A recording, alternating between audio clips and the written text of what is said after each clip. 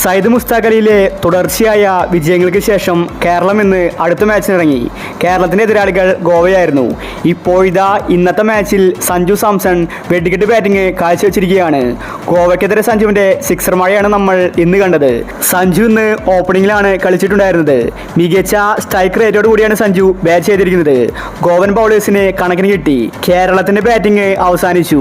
ഇപ്പോൾ സെക്കൻഡ് ബാറ്റിംഗിൽ ഗോവ കളിക്കുന്നുണ്ട്. കളി ഇപ്പോൾ അവിടെ നടന്നുകൊണ്ടിരിക്കുകയാണ്.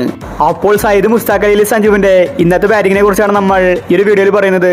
ഇത്തരം ക്രിക്കറ്റ് ന്യൂസിന് വേണ്ടി ഈ ചാനൽ മറക്കാതെ സബ്സ്ക്രൈബ് ചെയ്യൂ. പരാജയം എന്തെന്നറിയാതെയാണ് സയ്യിദ് മുസ്താഖ് അലിയിൽ കേരളം ഇന്ന് ഇറങ്ങിയിട്ടുണ്ടായിരുന്നത്.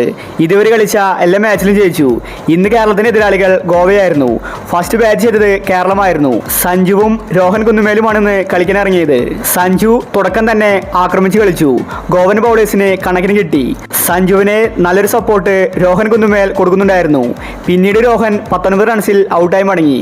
സഞ്ജു മികച്ച കളി തന്നെയാണെന്ന് കാഴ്ചവെച്ചത്. കഴിഞ്ഞ കളി 99 റൺസ് എടുത്ത നിസാർ ഇന്ന് 34 റൺസ് മാത്രമേ എടുത്തിട്ടുണ്ടായിരുന്നുള്ളൂ. ഇന്ന് കേരളത്തിന് വേണ്ടി മികച്ച കളി പുറത്തെടുത്തത് സഞ്ജു ആയിരുന്നു. 15 ബോളിൽ നിന്ന് 31 റൺസാണ് സഞ്ജു അടിച്ചുകൂട്ടിയത്. 2 സിക്സും 4 ഫോറും സഞ്ജുവിൻ്റെ ബാറ്റിൽ നിന്ന് പിറന്നു. 206 സഞ്ജുവിൻ്റെ സ്ട്രൈക്ക് റേറ്റ്. സഞ്ജു അനായാസമായിട്ടാണ് സിക്സറുകൾ ഇന്ന് പായിച്ചത്. പക്ഷേ സഞ്ജുവിനെ 50 അടിക്കാൻ സാധിച്ചില്ല. അപ്പോഴേക്കും ഔട്ടായി. എങ്കിലും ഗോവൻ ബൗളേഴ്സ് ഒന്ന് പേടിച്ചിട്ടുണ്ടായിരുന്നു. അതുപോലെയായിരുന്നു സഞ്ജുവിൻ്റെ ഇന്നത്തെ ബാറ്റിംഗ്. സഞ്ജു സിംഗിൾ എടുക്കാനല്ല നോക്കിയത്. സിക്സറുകളും ഫോറുകളുമാണ് സഞ്ജു കൂടുതലും അടിച്ചത്. ഇപ്പോഴത്തെ കേരളം 13 ഓവറിൽ 141 റൺസ് എടുത്തിരിക്കുകയാണ്. കേരളത്തിൻ്റെ 6 വിക്കറ്റാണ് പോയിരിക്കുന്നത്. സെക്കൻഡ് ബാറ്റിങ്ങിന് ഇപ്പോൾ ഗോവ ഇറങ്ങിയിട്ടുണ്ട്. 45 റൺസിൽ അവരുടെ 2 വിക്കറ്റാണ് പോയിരിക്കുന്നത്. കളി ആര് ജയിക്കുമെന്ന് പറയാൻ പറ്റാത്ത അവസ്ഥയാണ്.